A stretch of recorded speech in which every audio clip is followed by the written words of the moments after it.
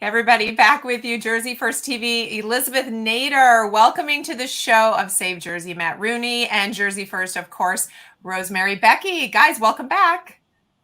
Thank you for having me. Great to be here. We talked last time at the end of the primaries and we reviewed all of those interesting wins and losses. Here we are, fast forward already past November 2nd, and this has been quite a ride. So I first want to say to the audience, this show will probably not age well because things are changing by the moment. So we wanted to come on with what we know tonight. So we know that the counting's not over. We know there are a lot of things up in the air, but we thought it was time to come on and let the wisdom of Matt and Rosemary help you guys understand to the best of our ability what's happening. But here's what I want to start with. We're going to leave Jack aside for just a moment. I want to start with the down ballot and some of the things that we do know. And it feels like this election was definitely a we the people election. I mean, we're looking at incredible wins on Board of Education, Town Council, gaining in the Assembly, the Senate. Matt, do you agree with me? Does it feel more like a we the people win? If you want to call it we the people, I guess that's one way to describe it. I think that it was even more primal than that. I don't think there was much ideological about it, truthfully. I think in 2010, that's what we saw. You had a large segment of the population, particularly boomers, that were newly politically engaged. It had been a long time since they abandoned their Birkenstocks and their 60s ideas. And they decided that, they didn't like the direction the country was going in. This year, I think really what you saw is a revolt of a lot of women in particular. Yeah. Suburban educated women who maybe didn't like the orange man. They thought he was bad, so they voted for Biden last year. But over the course of the past year, they've reflected upon what they heard during their children's home instruction on Zoom. They've observed what it's costing them to go to the supermarket. They've had to field incredible questions when their children come home from schools, and they have young children being taught about pretty racy sex stuff. Yeah. At an age when most parents, even great involved parents, don't broach that stuff. And I think they said, you know what, enough. We want agency over what's happening over our children in our community. And I think it's a majestic thing. And I think it's the first step now to taking things to the next level, where now Republicans need to say, okay, you recognized a problem, you reacted. Here are some of our ideas, and here's how we can take you putting yourself back in charge of your life, your family, your community to the next level. Yep, absolutely. This is just the beginning. Rosemary, do politicians now understand the power of the parent? Absolutely they do, as a result of Virginia and New Jersey as well. Look, I call it the moms are mad, right? We're mad at what's going on in our schools. We're mad about what's going on in our community. And we don't like what's happening at a national level. We don't like our gas prices going up, not being able to get things at the grocery store, and then potentially facing a Christmas where we're dealing with, no presents for the kids. I just think that, people are very concerned about it and want change. Yeah. So we've seen a lot on Board of Education. One of the most shocking wins, of course, which is getting national attention, is Eddurr, right, against Sweeney. So I want to play just a little bit of his clip from his recent Fox interview. I was asking the question, how did you beat this powerful Democrat? What did you do? What happened in this race? I didn't beat him. We beat him. The state of New Jersey, the people of New Jersey beat him. They listened to what I had to say, and I listened to what they had to say. And it's a repudiation of Governor Murphy. Governor Murphy went and locked us down and ignored the people's voice, and Senator Sweeney chose to do nothing for those 18 months. And the people were angry. You cannot tell people they can't have a job. You can't tell people they can't go to church. And that's what was done, and there was nothing done by the legislature. So this was the people's voice being made heard, clearing through all through New Jersey, because I'm not the only victory in New Jersey. There is upsets all up and down the state, because the people spoke. So, Matt, was this win by Eddurr, was this really about Murphy or was it about Sweeney?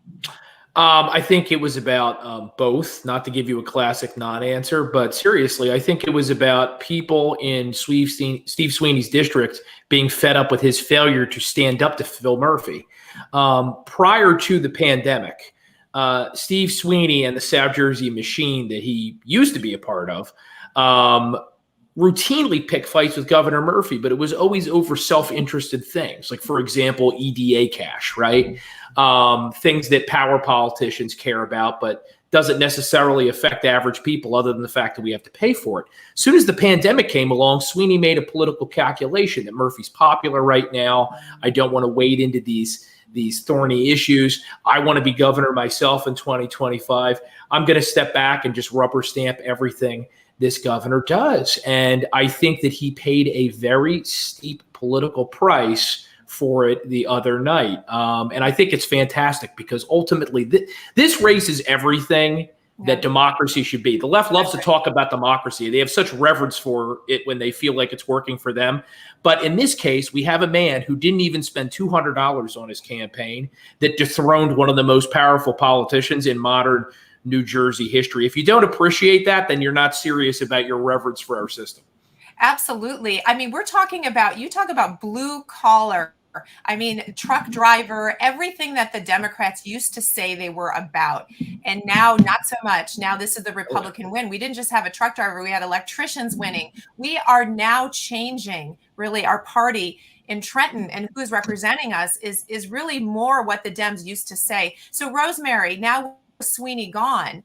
And I think what Matt's saying is very interesting, not standing up against Murphy and making that calculated no move, I will say. What do you think is going to change next year? Do you think that the other Democrats will say, "Ooh, that was a mistake. We're going to be more careful"? Will Murphy be a little less powerful if in fact he wins? If in fact he wins, I do think he'll be less powerful. I think, look, it was a wake-up call that, the people in the legislature need to represent the people and stand for what they believe in. And, between the lockdowns and the masks and really people not being able to live their lives and being told what to do, right? And having no other course of action here in the state. I mean, it was really difficult. And I think he made a calculated mistake, Sweeney did, by just kind of going along with everything that Governor Murphy did and not saying something. So I think that going forward, we're going to have a lot of people that are going to stand up and say, hey, wait a minute. And again, I think that's what these elections are about, is that everybody wants somebody to stand up, or their representatives to stand up and say something, and push back on some of this craziness that's been going on. Yeah, imagine three forms of government operating together. That's not been the case for almost 20 months in this state. Matt, I think one of the questions that people have, especially those individuals who are concerned about some pending legislation, the abortion legislation, the removal of the religious exemption. We always know in lame duck, that's danger, right? Lame duck is always when they hold these bills that really have such issues. So what do you think is going to happen in lame duck? You're predicting, pull out your crystal ball. Do you think Sweeney's going to try to push some things through before he leaves us? Yeah, my inclination is the Democrats are not going to learn their lesson. I've heard anecdotal things, certain Democrat legislators telling certain people what they want to hear about. Yes, we recognize the voters are telling us we've gone too far. But I mean, ultimately, it's very hard for human beings to deny their nature for too long. Phil Murphy is scary because he believes what he tells you. Yeah. When he was running in 2017 and said that he wanted to make New Jersey the California of the East Coast, it wasn't just a talking point to make his base happy. That's something that he wants. That's something he thinks is actually a good idea.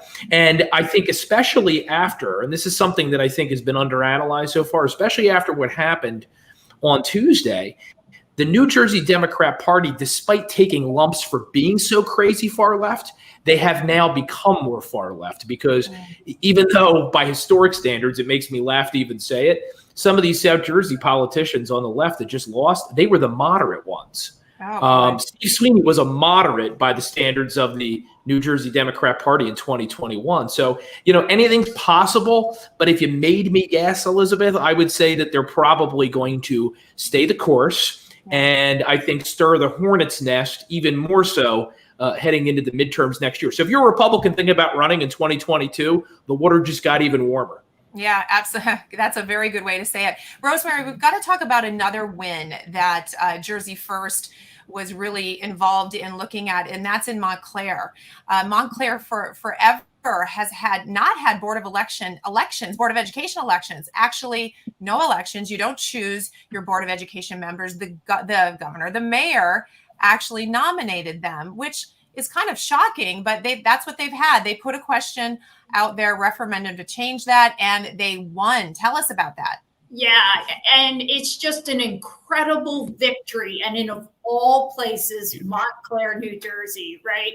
So in Montclair, their school board is appointed, and it's appointed by a mayor who is the president of the NJEA. I mean, that is so full of conflict. It's ridiculous. Yeah. And so the parents who fought to get those schools open, and we supported the parents there who filed the lawsuit to get the schools open, and they did a phenomenal job. But they also then pushed to get this on the ballot this November, and overwhelmingly it passed. I mean, I will tell you, and I'm just going to read the numbers: 8,340 to 3,466. Wow. So 71% voted in favor to make an elected board of election. Yeah. So, I mean, it's just an incredible victory, and it speaks volumes. Parents want to be involved in their children's life, and they want to be able to choose the people that are representing them and putting together their children's education. Well, I think the great example of this is that's not a conservative issue. We know Montclair is a very progressive town, and yet overwhelmingly this passed. I mean, universally, we know parents want to have a say. So really, I'm going to be devil's advocate for a moment. And Matt, I got to ask you, the gains we made in the Assembly, the gains we made in Senate, and really everything down ballot, which was tremendous. Is this really a red wave, or is this a we the people gain, as we talked about before? Is this representative of parents being upset, or is this a sign that the GOP is doing something right? Well, I think it's a little bit of all of it, but to use another analogy, if you let me for a second here, I mean, it's kind of like we finally got the date. The date went well, and now the people of New Jersey are telling the GOP, yeah, I may be interested in going out with you again. So you're in the door, but like I said before, you now have to take it to the next level. You have to make the right arguments. I think a lot of the suburbanites in particular, a lot of the working class New Jerseyans who maybe no one in their families ever thought about voting for a Republican until they voted for maybe Trump before, maybe Jack this time, they know that the Democrat Party is bad for them. They're feeling it right now at the gas pump, but they need the Republican Party now to give them a reason to stay. So if I am a Republican elected official or an incoming elected official that just did well in this election, you need to make the campaign continue now. You can't stop and take time off to rest your feet or pretend that you don't have to start doing anything again until next year. The campaign must continue. If for no other reason, the Democrats recognize they have a severe problem. So if you think that you're going to be able to sneak up on them again in some of these places, you're kidding yourself. And I've seen that especially in South Jersey, where in the past we've maybe won one or two seats and then failed to consolidate those gains. So I hope that the leaders are having some very serious conversations right now. Yeah, this is just the beginning. As you say, there's a lot of work ahead of us. Rosemary, same message to parents. We made great gains. We're everyone's really upset about the Jack situation. We're going to talk about that in a moment. But down ballot, great gains, great wins. But it's just the beginning. Don't we have to stay vigilant? We do. And we have to talk about the issues. And I think that is something that we're doing at Jersey First. And I think that that's where you engage people. all is by talking about the issues, you know, talking about education and what we want our children's education to look like, but also, you know, supporting our vets, supporting our police departments, you know, really fighting finally for lower taxes and less spending in this state, right? We've just got to get our fiscal house in order at some point. And so I think as you continue to talk about those issues, I think those are the issues that matter to New Jersey families. And I think they're going to matter in elections to come. It's going to take us a few cycles to right some of these wrongs. Obviously, many people were hoping that would start with Jack as governor. Let's go ahead and watch his latest statement, and then we're going to get into this. Time for another Jack Chat. This might be the most important Jack Chat yet, so please watch and share. 2 days ago, shockwaves were sent throughout our state and the national political world, all because a Republican was in position to win the race for governor here in New Jersey. Despite what the polls, press, and pundits were saying, I knew I could win. Why? Because every time a governor of this state has taken us too far off track, the decent, hardworking people of New Jersey have always risen up and said, that's not where we want to go. Currently, Governor Murphy and I are separated by about 1%, with 2.4 million ballots counted. There are still tens of thousands of vote by mail and provisional ballots yet to be counted. And so, the governor's victory speech last night was premature. No one should be declaring victory or conceding the election until every legal vote is counted. Here is where we stand. First, we're going to allow the 21 counties to continue with the process of counting every legal vote by mail and provisional ballot. That could take another week or two, and we've got compliance people watching over that. If necessary, any decision on a recount or audit will come at the very end of the counting process, not before. Second, I don't want people falling victim to wild conspiracy theories or online rumors. While consideration is paid. Okay. All right. So what we heard him say is he's not conceding. As we know, Murphy already, did a lap. We know that as well. In this video, they released this a couple of hours ago, I believe. He said it was a 1%. Just checking before we went live, New York Times is where I got my numbers. And right now I'm seeing a difference of 44,000 votes, which is Murphy 50.5% and Jack at 48.7%. So it seems like the gap is growing a little bit, which when you look at the fact that we're now into the final mail-in vote tally and then to provisional, not to be really expected that Republicans gain as much in those. There's a lot of emotion, Matt. People are very upset. They're shocked. They didn't see this coming. They feel that it's fraud. They're frustrated. The Project Veritas videos that are coming out. How do you feel about this race right now? And did you expect this outcome? I definitely didn't predict this outcome. I don't think anybody said, hey, this is what's going to happen. But I've been writing for weeks that, everyone's talking about this being a landslide. I saw it as more of a difference between potentially 97 or 93. In 1993, we know that Christine Todd Whitman which is kind of funny in retrospect, given how far out left field she's gone. But at the time, she was the first wave of the ultimate Newt Gingrich revolution, the Republican Revolution in 1994. And she won a relatively narrow upset victory over Jim Florio, which for a while on election night, it looked like that's definitely where we were headed. The other option was 1997 when Whitman won by just a whisker. Right. And as a result of that, it really took the wind at her sails. And she was almost a lame duck by the time she was inaugurated. So I think that this was foreseeable to almost anyone other than the pollsters that so often this is what they do. They saw what they wanted to see. They weren't in touch with what was happening out there. Going forward, though, I do have to say this. Look, Murphy's lead at the moment is what it is. You'd always rather be the candidate ahead than the one behind. But I can say, having talked to officials and having talked to campaign operatives all over the state, it was awfully premature for the AP to call this race. I mean, let's go back to what happened just last year with Tom Kean versus Tom Malinowski, right? Where the AP got a lot of egg on their face, right? Yeah. And ultimately, Tom Kean ended up losing. but he lost by about 4,000 votes, which when you think about how many were cast, it was minuscule. So it's way too soon. We have to know what's out there. That's the incredible thing about this. It's not as if, just for anybody out there that doesn't understand what's happening, it's not like we know there's a pool of 100,000 votes left, and here's exactly where they're from, and here's when they'll be counted by. Some of these county officials are unable to tell campaign operatives and other members of the media and whatnot what exactly is out there. So how do you call a race that has that small of a margin without knowing the answer to that?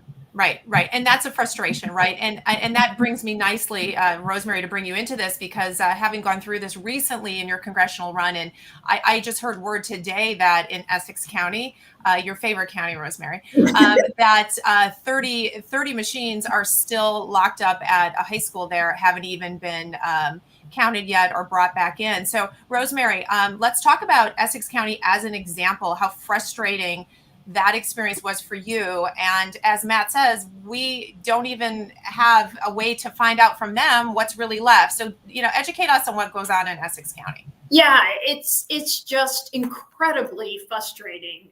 As you said, what goes on in Essex County, nobody seems to know how it's happening, what's happening, and it's just utter chaos. In my own experience, they called it within minutes of closing the polls, and yet many of the ballots never even got to Newark. And we took videos and showed them like driving away in pickup trucks with ballots. It was just crazy nonsense. And I will tell you, I was there today as one of those observers for Jack's campaign, watching what's going on in Essex. And it's just, ballots coming in. There were more than 600 that they said showed up today and stuff. I mean, it's just, we've got to fix this in New Jersey. Otherwise, we will never have fair elections. Absolutely. We've really got to fix this. And I know in my own instance, we turned everything over to the U.S. Attorney's Office.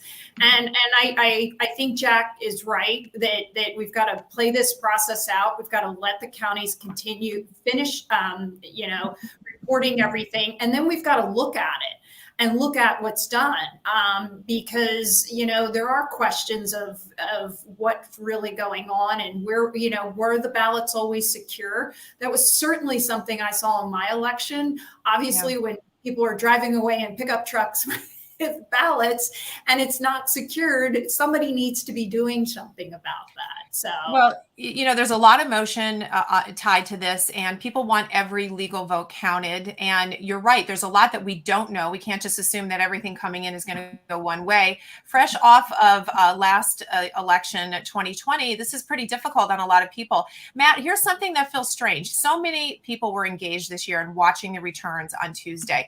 This feels like a trend. You go to bed red and you wake up blue. Now, why is this? And, let's use Bergen as an example. If you went to bed on Tuesday night, which a lot of us didn't, but if you did, you went to bed and Jack was winning Bergen. Yeah. And then somewhere at 1 a.m., 1:30 a.m., as I understand it, a dump of mail-in ballots came in, like 40,000. And for some reason, every one of those was for Murphy for the most part. All of a sudden, Jack is losing by a huge margin. What's going on with this midnight dump? And why is it always bed red, wake up blue? Well, it sounds like a medical problem, doesn't it? But I mean, it is an issue for our body politic. It is. It's one of the reasons we're so unhealthy. And this is what I've tried to argue in the past, Elizabeth, with some liberal reporters that are at least willing to talk about it. It's time that the folks behind our media and government institutions start to take some ownership for the distrust out there that people feel towards government. Yeah. Let's just look at this election for a second, back up for a second. We had months of polls, over a year of polls, telling us that Jack Ciattarelli didn't have a chance. As it turns out, he did have a chance. And those polls probably dissuaded not only people in going out in the rain to vote for Jack, but also national groups investing in this race that could have made a difference. Mm-hmm. Then on election day, you have this system now where, as you say, you have what I like to call legal fraud, where it's not that there's necessarily anything illegal going on, but you are creating circumstances and the appearance of impropriety by giving people a non-transparent process. And you're right. It kind of, you always feel like you're now watching a game between the Globetrotters and the Washington Generals, right? Where you kind of know how it's going to go, where the Washington Generals are ahead, the Globetrotters catch up. And it's just not good for our democracy. We need to have a transparent process. And I think you need to either do one of two things. Either you let the system play out and everybody agrees that we're going to count for as long as we need to. I'm not saying the governor of New Jersey isn't important. Clearly it is. But thank God Murphy doesn't have nuclear codes. We can wait a couple weeks to get it right. Or you need to do what Florida did. Create a system where by 10, 11 o'clock, most election nights, we have the answer. Maybe there's a few things we need to clean up, but it's not a regular practice. What happens in New Jersey breeds distrust, it fuels division, and if any of these academics or Democrat officials want to point the finger at the right, they need to go buy a mirror. Yeah. Oh my gosh. So true. Rosemary, what do you say about that? No, I was going to say, I wholeheartedly agree that there's got to be a lot more transparency in the process.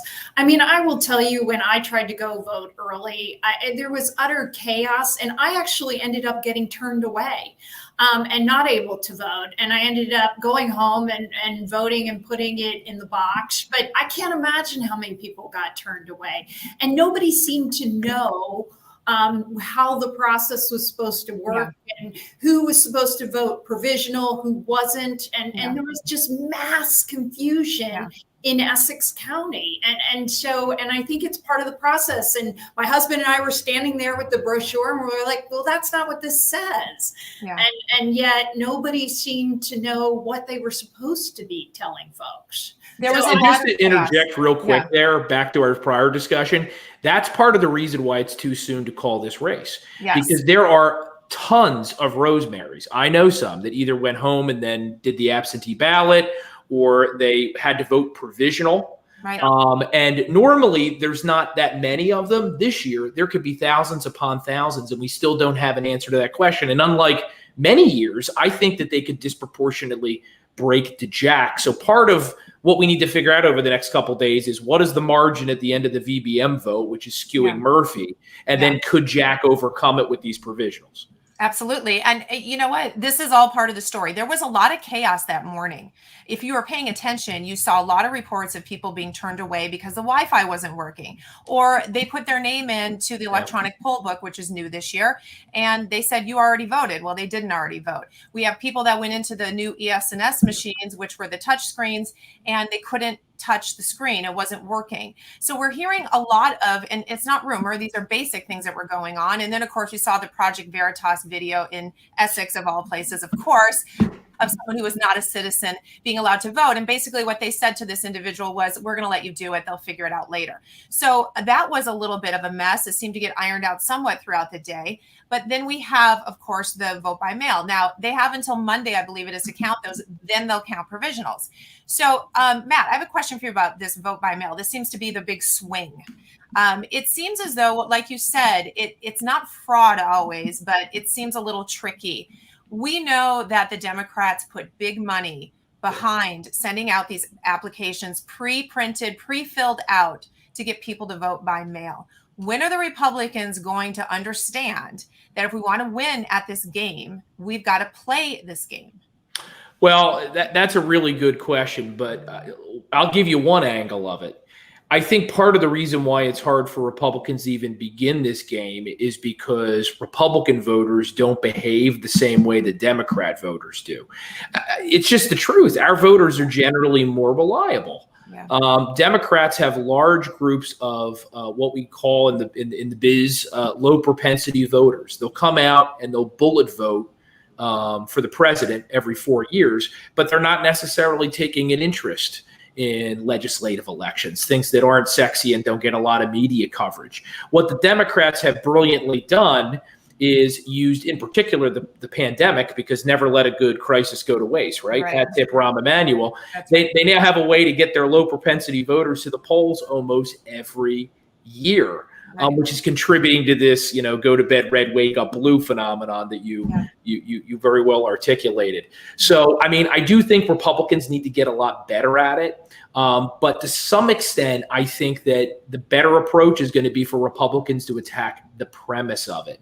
I think everyone, even a lot of people on the left, are getting tired of these constant election battles. That's an opportunity for our side to come in and say, okay, if you're tired of this nonsense, let's make it easy for people to vote, but let's rein it in a little bit such that we restore some order to our election process. Like, case in point, like maybe we have expanded voting days, but if you don't have your ballot at the Board of Elections by 8 p.m. on election night, it's not considered. With all the options you have, that's a very reasonable measure. You will be able to vote.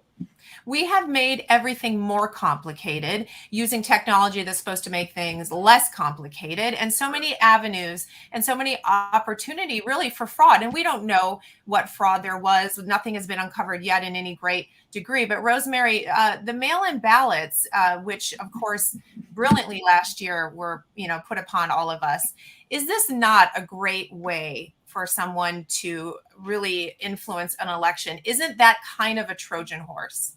Oh, absolutely. And just to underscore what Matt said, I mean, it's time to fix the system and make changes to it. The fact that ballots can continue to come in and in large quantities. I mean, 600 in a day, doesn't that seem like a lot? In one county, I was like, what? Right. So I just think we have to fix the system, and I do think the vote by mail is a problem. So we have until Monday to get those counted, and then the provisionals will be counted. I can tell you Morris County has 4,000 provisionals, probably more than they've really ever had. And to your point, Matt, we don't know what's in that, right? We don't know if those will be rejected. We don't know if they're going to go towards Jack. And I have a feeling that you're right. I have a feeling that a lot of those will be Jack votes because of what happened during the day and the mess that it was. If you have someone coming to the polls at 6 a.m. who has to go to work and is not going to be off until late that evening and they get turned away, this is the problem that we have. So final word from both of you, because the reality is the three of us are not going to fix this, nor are we going to know what's going to happen tomorrow, right? But we do want everyone listening to know that all of us are fighting for what's fair. We stand behind, Jack's desire to have everything looked at, because no one should hide from that. There's no reason to hide from that. We need to build trust, as you said, Matt, in the system. So Matt, one last word from you to everybody. Yeah, look, I mean, if there's one thing this election proved, we are in charge of our own destinies here. Steve Sweeney, Phil Murphy, Patrick Murray over at Monmouth Polling, the Associated Press, they don't decide for you what the future of your state, your nation, your community is.